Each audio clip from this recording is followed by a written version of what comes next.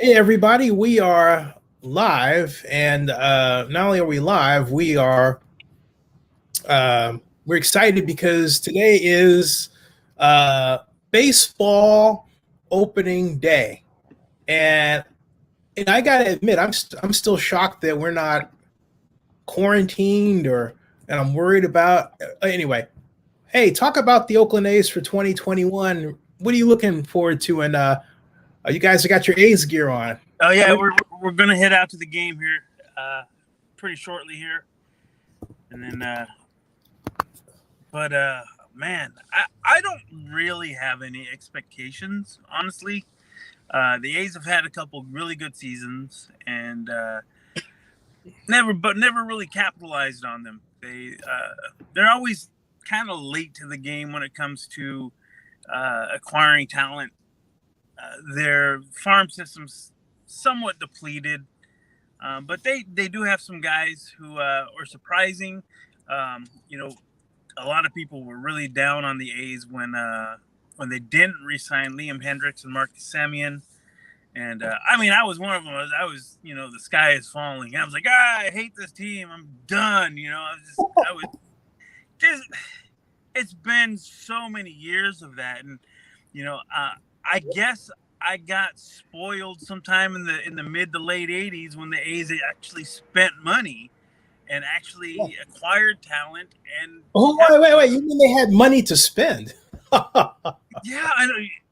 Oddly, in a small market, people nowadays, like my son, has no idea that for not just the '80s, but even through the '70s, and so nobody cared about the Giants. Nope. Like if you were looking at who was getting played on TV, it was the A's. Yeah, Giants didn't win. Yeah, I mean, well, the A's came, and then we had Hum Baby. Yeah, the A's came in '68. They had 3 titles within their first 5 years. Yeah. And the Giants had been here, I think, 51, I believe they came to San Francisco, and they didn't do anything for years. So, so when people saw that, I mean, and what's his name? Was it Finley? Was he the at the time? Yeah, I mean, he was a notorious cheapskate. I mean, you had guys like, I'm out of here, and then Reggie Jackson was one of those guys who was like, I'm out. New York's going to pay me millions of dollars, and I can't even get you to cash my paycheck over here, and we got 3 World Series. We got 3 World Championships. So hey, yeah, it's so bad. Yeah, I mean, I would love to have those days. I'm not really buying this whole stadium thing is gonna get us those deals, and then I see these guys who are. I thought $20 million a year was an excessive contract. Yeah. Now you got guys who are doing 30. I think Lindor's contract he's trying to get with the Mets. I think they agreed at $342 million over 10 years, 34 a year. Mm-hmm. That's insane. Yeah, Cole, 41 million. Huh? What do you say? Million. Yeah. He says Derek Cole has 31 million. No, I mean 41. 41. Sorry. Yeah. Anyways, guys are getting paid crazy amounts of money for really long-term deals. I'm like, this. Oh, Richard, he's good. You got to sign him up. He's kind of a little geek when it comes to baseball. That's what we need more of. Baseball geeks. Yeah, I'm like, how much is that guy? What is he hitting right now? How many home runs does he get? Folks, the secret weapon is out of the camera. That guy. Hey, yeah. We got your back, Ian. Don't worry. I've always been kind of jealous of some of the kids who came up, like my cousins, and now my kid. Like they play video games, and they know stuff that I don't know because they were engrossed in it, and the games. So like they paid extra attention because they had to build their NFL teams, or they had to build their NBA franchise in these games. And so they know the contracts, they know the stats, they know everybody's doing what, and suddenly, and I'm like, I have no idea what's going on. Like my I have two cousins, they're brothers, and they these guys will pull NFL stats out their butt. And I'm like, what? How do you even know that? He's like, hey, it was, Madden 2000. I think it depends on what's important to a person. It's like, how do I say it? Some things just come to you. Like, for example, I used to watch the Star Trek animated series religiously. I remember that. Yeah, it was 1973. Well, guess what? I still do. And there are episodes that I remember, like the Ambergris element, or how sharper than a serpent's tooth. It's just the way our brains work, right? Right. And that's the stuff that we not just remember, but the things that we that we kind of become part of us, Right. Yeah, that's really it. Yeah. Books or whatever else. Yeah, I mean, whatever you prize the most, you tend to hold on to in your brain, and right. And that's the way that is. But hey, so how do you think the A's are going to do this year? How do you think the A's? How both of you guys, as your team, how do you think the A's are going to do tonight?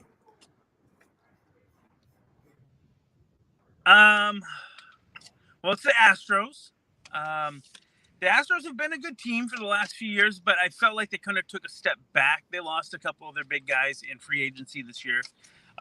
They just didn't straight up sign guys like Josh Reddick, former A's guy, and they didn't even sign him. I don't think he's anywhere. There's actually a lot of guys. If they would have went with the universal DH, who would have had jobs in this season, they're just hanging out at home right now. Maybe they'll get called mid-season if somebody an injury. Mm-hmm. But I think the Astros are still a dangerous team. I just don't think they're as good as they used to be. I mean, they still have guys like Altuve. Altuve has always been a good hitter. He wasn't great last year. You're going to have a lot of fans who are going to, they've been waiting for 2 seasons now to just bag on him about the cheating.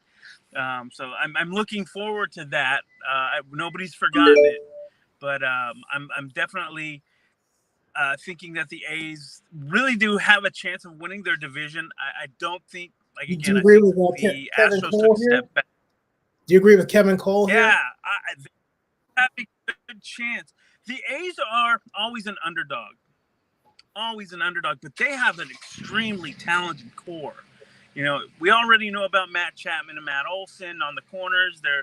They're Gold Glove guys multiple years in a row. I think if they're healthy, especially Matt Olson, I think Matt Olson is offensively he's better than Chapman. Defensively, no. But if Chapman's healthy this year, if he plays the full year, could be another gold or even platinum glove outing for him. If he's good and he's healthy, maybe he comes through with the, on the offensive side at bat. Coming out of spring training, he was still hitting under 200, but he had some good at bats. But he also didn't get a lot of the playing time. The A's and most teams play a lot of their prospective talent through. They'll play a guy an inning or two, and then they'll start running their third and fourth pick guys, seeing how they react in a game, and maybe keep them on.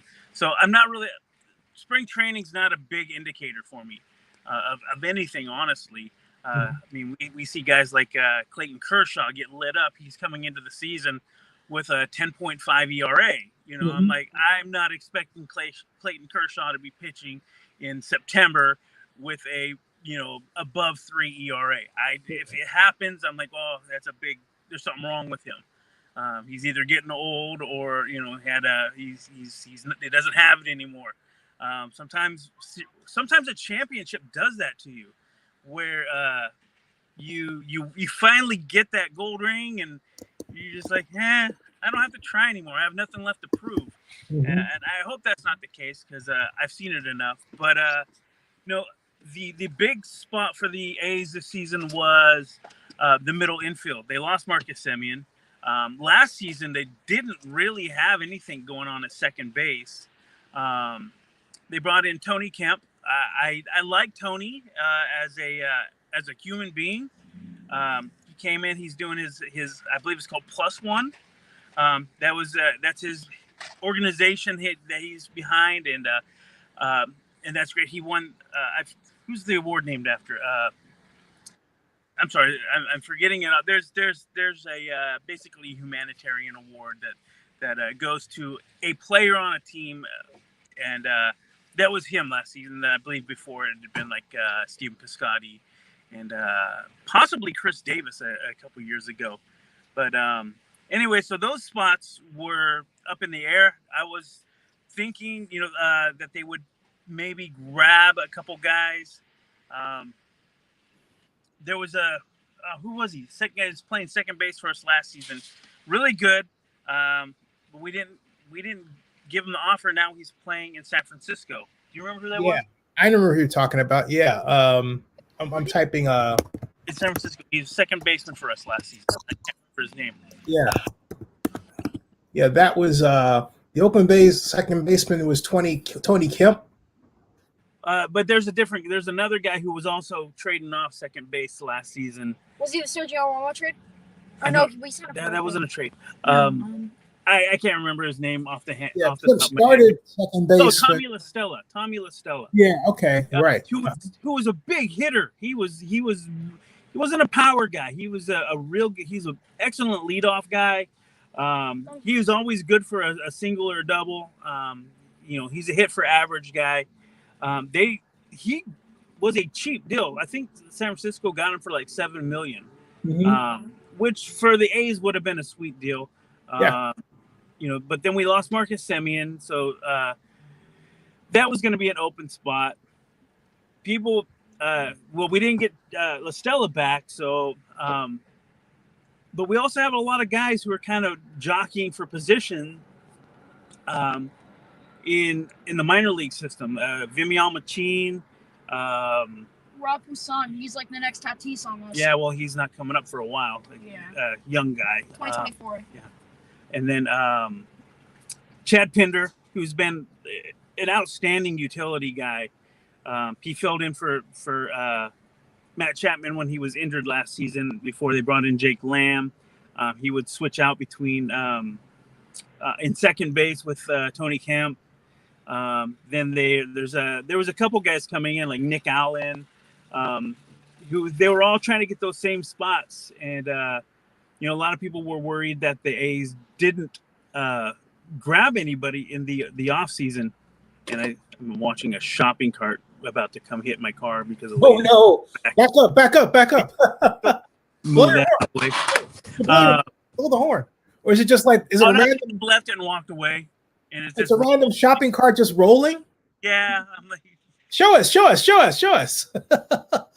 the way. I don't know where. Oh, there it is. Yeah. It's hunting after you. Yeah. Well, it was bearing down on you.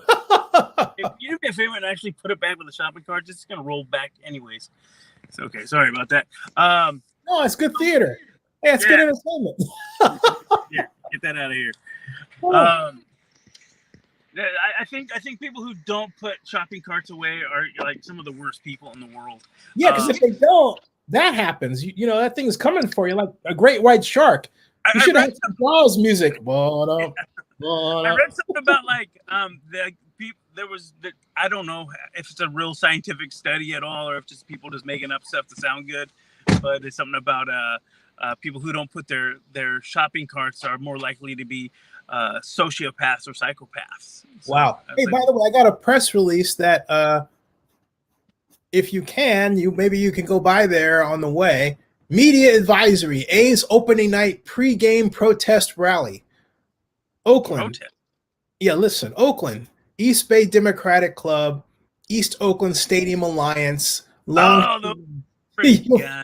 Maybe you want to stay away from them. Well, I stay away from them. One, I don't want to give them the press. Yep. Because I don't know if you're familiar with those guys. I am. Some of them. Shills. They're ILWU guys who basically, there's a couple things they don't want. One, they're teamed up with guys like Schnitzer who are pissed off because the A's sued them. And now they got to clean up their act. Mm-hmm.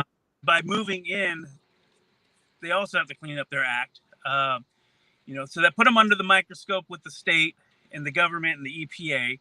And then you got the ILWU, who for 10 years now that the Howard Terminal has been pretty much useless. Yeah. It's a parking lot. So it doesn't get used. There's really no planned use for it, but somehow it's, they want to push it into, they want to keep sports at East Oakland, which is fine. But baseball, I think the Howard Terminal project is a far superior idea, and we'll let guys like Ray Bobbitt, handle development of the Coliseum if that should go that way. But those guys, they're a bunch of union dudes, and I've dealt with them in the past where most of these guys don't care. I've met a few. I'm pro union, but I like good unions, not necessarily ugly unions. But I'm not. My interactions with the ILWU in this whole thing has been kind of ugly. Well, I've got on video. Yeah, I mean they harass people. One guy wanted to fight. Yeah, I remember that. Yeah. But these guys, they're paid by the union to come and show up. They don't care.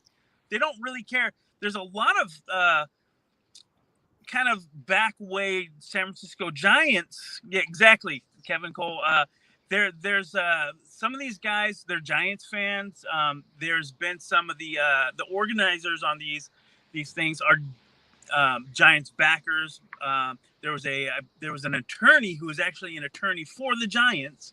So there's a lot of stuff that's just it comes across as just them trying to put the brakes on the A's, and there's a lot of things I would love to see happening with the Coliseum project, as well as Howard Terminal involving the A's. I would love for there to be an actual competitive bid, and not just a whatever's going on between the county and the city and stuff. The A's already got the county part done for some. Let me read this and see because actually I haven't read it all day long. It reads, Oakland. Actually, maybe I can share it in the screen so that we can all see it, right? Let's see here. I'm willing to look at it, though, for sure. Media advisory right there. And what it reads is it kind of goes like this. It says, Oakland, East Bay Democratic Club, East Oakland Stadium Alliance, Longshoreman rally to oppose A's move to Howard Terminal. Immediately before the A's home opener Thursday, members of the East Oakland East Bay Democratic Club, East Oakland Stadium Alliance and the East Oakland Stadium Alliance will hold a rally protesting the team's proposed move to Howard Terminal at the Port of Oakland. Participants will also include the International Longshoremen Workers Union. Of course it will. Local 10, truckers, faith leaders, community activists, and residents of East and West Oakland. The A's continue to face widespread opposition to the proposed ballpark and luxury development that will potentially displace the tens of thousands of career union jobs at the working waterfront and bring extensive noise, traffic, pedestrian safety hazards, and negative air quality impacts to the West Oakland community, while leaving East Oakland with more empty promises of revitalization. The protest will urge the city to oppose the Howard Terminal development and encourage the A's to stay and rebuild at the current Coliseum site, which is already zoned for sports entertainment, has access to transit, and would receive a relatively fast public approval process for a newly designed ballpark that would benefit the East Oakland community. So there you go. It's from 6 p.m. to 7 p.m. Now, here's why I'm opposed to this thing. Beyond just that, these. I think the Howard Terminal is a great site, but I'm opposed because on October 11th of 1999, California Governor Gavin Newsom, 2019, I'm sorry, on October 11th of 2019, California Governor Gavin Newsom signed into law the Senate Bill 293, which laid the groundwork for the creation of a gigantic redevelopment project in the zone. And the legislation, anybody that talks about this needs to make sure they read the entire legislation first. Otherwise, they know nothing, because legislation includes within it a provision for a tax increment financing zone such that it would raise $1,400,000,000 for the area and the ballpark around. Yeah, you didn't know that? You're talking about near he went bug-eyed. West Oakland. Richard went bug-eyed. You didn't know that, Richard? Well, Richard went bug-eyed. You froze. It was like I could have engineered this better. This is legislation for redevelopment of West Oakland, right? No, the way it works is that legislation allows the creation of redevelopment area around the ballpark. Now, the size is to be determined, but let me put it this way. It will include the ballpark itself, all right? The ballpark itself is privately owned, right? So you're talking Howard Terminal. Of course. That ballpark, that's what the legislation is written for. That ballpark would be $2 billion in value, okay? So if you stop right there and you say, I'm going to form a tax increment financing calculation with that alone, all right? And you increase the value of the land by 4% per year for a 40-year period using tax increment financing. What it is you take the base year, which is $2 billion in this case, assessed value, and then increase it by 4% the next year, take that amount, subtract it from the base year, take that difference and multiply, that's called your increment, and you multiply it times the tax rate. That's your first revenue year, okay? You do the same thing for the second, with the base year being year zero, if you will, and the third and the fourth, and you see how it goes. You keep this as $2 billion, but each year you're subtracting that year from the base, and each time you do, you're dumping new revenue into a pool, so it accumulates. If you think about it, if you actually do it, water. Is it like compounding interest sort of thing? Exactly. Okay, you do it over 40 years, it comes to $1,400,000,000 with the ballpark alone. All right, now if you start, that's not even all the extra. That's nothing else. There's plus that doesn't even include the buildings behind the ballpark. It doesn't include any of the properties around it, okay? Now get this, the legislation says, among other things, that the tax increment financing revenue I just recited to you can be used anywhere in Oakland for affordable housing or infrastructure. Anywhere. Right. Okay? So if these people come along and get rid of this program, guess what happens? You're throwing the baby out with the bathwater. So ironically, you have money that can be used for East Oakland anyway, coming from that project that you're going to get rid of because for some strange reason they don't like the project. And I was saying to them, hey, like you said, use the money to carve out a new development for shipping in the upper channel over there by the water, by the ballpark, by the Beach Toll Plaza, where there's the inlet, which is what they've been doing anyways. So, well, that's Phil's project over there. But the whole point is, it would help his project. For decades, going all the way back to 1986, we've wanted a bulk terminal over there. And in 1986, we had something called the Bay Seaport Plan, which calls for it. We have never done it. All right. Would the longshoremen benefit from that? Of course they would. So they need to be about planning rather than just saying no. They don't even know what it is they're saying no to. They have no idea. They don't. I don't think they've ever really. Yeah, I think they just kind of just took the thing and inflated it and conflated it into we're losing jobs and we're creating all. There's first off, you're creating jobs, housing, a greater tax base, infrastructure improvement, all these things to West Oakland, where one, they already need it. That place is finally happening. I mean, a few years back, it was a ghost town over in that part. I mean, there was a mass exodus out of Jack London Square. Tony Roma's left, and Barnes and Noble, and all those things. It's still pretty much like half empty, the retail part of it. But so right now they're kind of enjoying a renaissance. Yeah. I mean, well, there was the pandemic, and then there was before that it was the 2008, 2009 with the just the downturn in the economy then. But right now we're starting to see that area come up again, and a renaissance of businesses, restaurants and arts and entertainment. And that's without a ballpark. That's without it. And I think, at first I was one of those guys who wasn't really on board. I was like, oh, they're going to build a thing over there. And then I went to San Diego.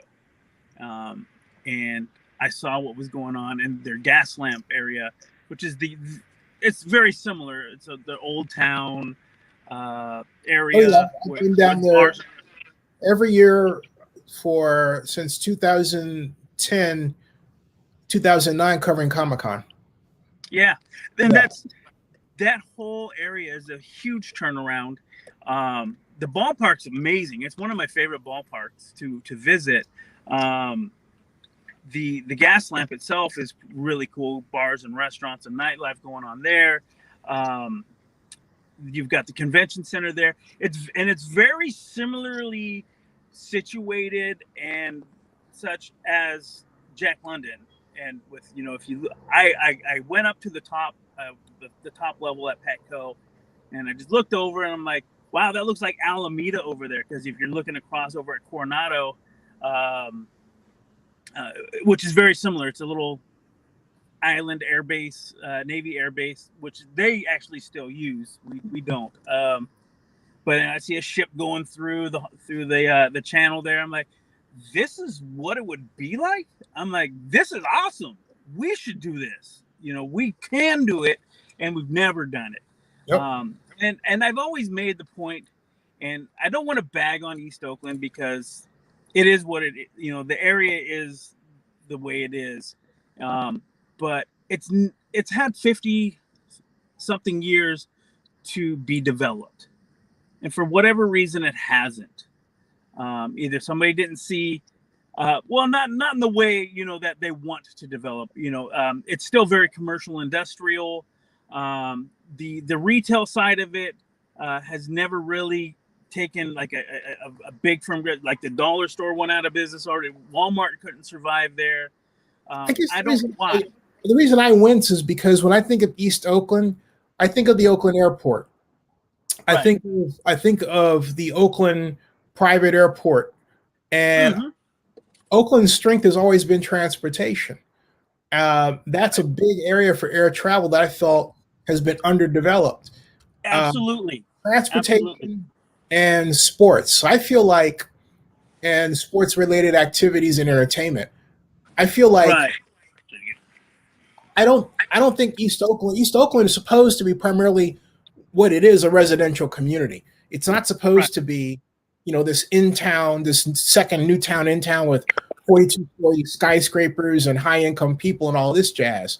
It's supposed to be really the home of the Raiders, the home of the A's, and the home of the Warriors. And it's been like that for decades, but we just freaking dropped the ball. But we had not dropped the ball, okay, and actually built Coliseum City, and then built the airport business park out further, and then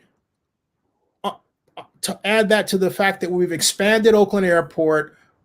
Oakland Airport still needs upgrading, but it's getting good traffic. It's got nonstop flights to Australia.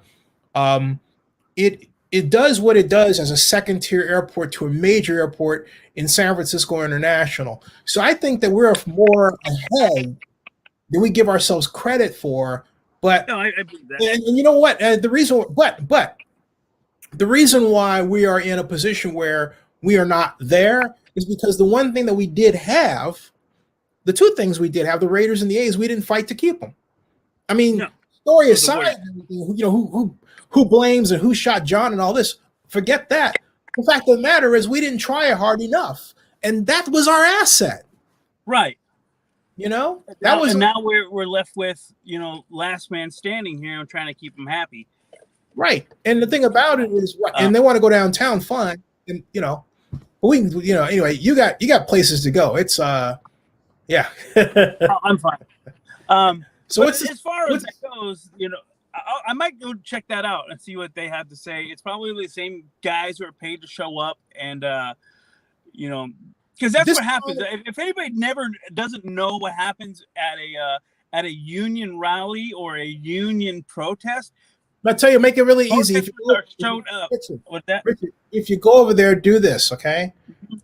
Ask for Michael Welch. He's their attorney. Yeah. Right. Tell him you're Zennie62Media. Mm-hmm. All right. That's your hall pass. Okay. Ask for him. If he's not there, don't worry about it. And tell him, you know, if you decide to vlog, if you want to stay in the distance, stay. But if you decide you want to vlog, yeah, do it that way. You know, just say, hey, I'm looking for Michael Welch. I'd like to get you guys' side of what you think and that sort of thing. And if they act weird, just say, well, you know, Zennie's done a great job of telling both sides. So I'm sorry you feel that way, and then go on and enjoy the baseball game, right? Because I have had Michael. Does it say where they're doing it? Huh? Does that really say where they're doing it at? Yeah, I think it did. Let me read that again. And also, I also asked for Cheryl Walton, because Cheryl's been a friend for a long time. She's a nice lady. She worked for the city. She's hold on a second. Let's see here. Where is, you know, I closed that doggone. Here it is. Where is it? There it is. Media advisory. All right. It's Cheryl Walton's the contact. In fact, I might call her. Tell her it's at Coliseum BART Bridge. Which are you going to use the bridge parking lot?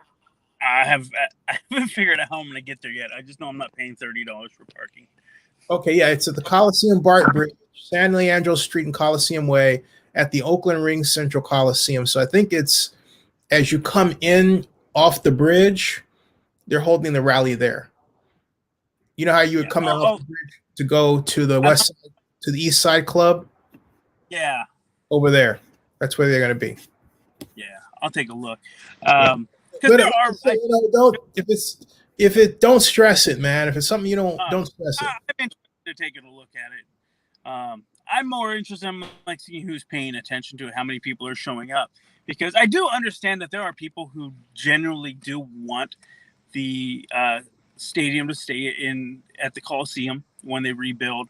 I mean, there's people who just want it to be rebuilt or renovated. As far as I'm concerned, that feels like it could be a hornet's nest for activity, because you got to assume that most A's fans want the stadium at Howard Terminal, right? I think at this point, it makes the most sense. I think if building at the Coliseum, it would have to be not just a stadium, but a massive project. So let me tell you where I'm at right now. I've been sitting around since 12:30 because I wasn't gonna go get my kid and then go home and sit and then come back and then go home and then come back.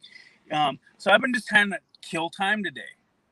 And if I was over in Jack London right now, I could have sat down, had a bite to eat, walked around, checked out some shops, go sit by the water. I could have done a lot of stuff today. I really can't do those same things in the same way unless I'm like going to like Panda Express or something, because there's really not a lot of restaurants over in the by the Coliseum. There's really not a lot for me to do. I mean, no, we used to have you could go over to Francesco's. That's closed. No, that's gone now. That's sad. That's sad. Yeah, a Black Bear Diner. I mean, there's a few spots there, but it's not what it could be. It's not what it used to be. No, I mean, when I was a kid, there was a lot more to do around there. I mean, heck, I could have gone to Malibu and played video games and raced a car around. Malibu golfing games with go karts. Oh yeah, that was fun. I spent a lot of my childhood there. I told my kid we're going to do this at some point this season. When I was a kid, I lived in Richmond, and I had a couple little neighborhood friends, and I would kill my kid if he did this right now. At my age, or at that time, when we were like 8 or 9 years old, and we would get on our bikes, and we'd ride along the little trail under the BART tracks. We'd get on at either Del Norte or El Cerrito Plaza, jump on the train, take it to the Coliseum. If we didn't have any money, we would set up at the top and look through the slats in the fence and watch the game until somebody come and kick us out. Sometimes we squeeze our way into the place and then somehow end up inside and watch the games from the bleachers. And when somebody did have some money, we would make a detour and go over to Malibu and again play video games and screw around there and come home at who knows what time. And like I said, 7 and 8 years old, I can't imagine doing that right now with my own kid. Like I get mad when he just walks down the store, by himself. It's like I don't know what's different today about it now versus then. I feel like maybe kids aren't as victimized now as they used to be. There was always a kid on the missing. Kevin Collins, I remember, and Michaela Garrett, and but we were just gone. We would just be gone. My mom wouldn't know where we were, and we would just go. But that's a thing. My mom never allowed that. My mom always wanted to know where it was. She'd freak out. But honestly didn't know we were there either. I'd be like, Mom, can I have $5? They had the it was either $1 or $2. You can go sit in the bleachers on a Wednesday, get a noon game, and during the summer, and we'd just be gone. And it didn't get dark until like 9. No, I didn't grow up that way. My mom always wanted to know where I was. I could never do that, even if I wanted to. And I'm glad I did. Hey, you know what? It's 8:02 out here. You got to get going. It's 5:02. Yeah. So, I can answer that we initially started on, which was how do I think the A's will do? I think they're going to be great this season. I think they might be better this season than last. I think they have some upgrades. They brought back Jed Lowry, who I really liked. He's been injured for 2 seasons in New York, and they let him go, and we got him back, and hopefully he all right. Hey, have fun at the game, man. Yeah, I'm super excited. We'll see how I'm going to do a live stream from there. Show you guys around, see what's new, what's different, and then Ian, have fun, Ian. Have fun, man. Yeah, I will. All right, go A's. Go A's. Thanks, Danny. We'll talk to you guys soon. I'll see you. Okay. All right. Bye. Hey, folks, that ends this broadcast, folks. Thanks a lot. And the game comes on in about 7 o'clock, which is 10 o'clock East Coast. All right. See you all later.